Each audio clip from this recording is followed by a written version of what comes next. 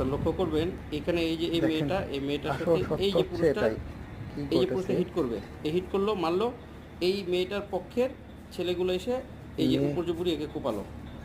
মেয়ে আর সংক্রান্ত এই যে মেয়েটা বিষয় স্যার, নিয়ে এই মেয়েটার নাম গোলাপি, এই কল গার্ল, এ হচ্ছে এই এই ছেলেগুলোকে দিয়ে ভিডিও করার কারণে হানি ট্র্যাপ করানোর পর এই ছেলেগুলো দিয়ে খদ্দেরদের সর্বস্ব লুটে নেয় বলে এত আইডিয়া করা যাচ্ছে।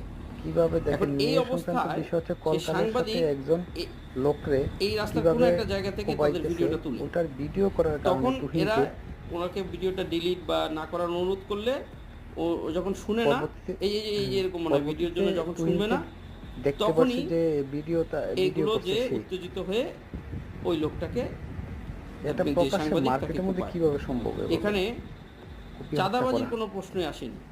এখানে স্যার মেয়ে ঘটিত একটা ইস্যুকে কেন্দ্র করে প্রথমে একটি লোককে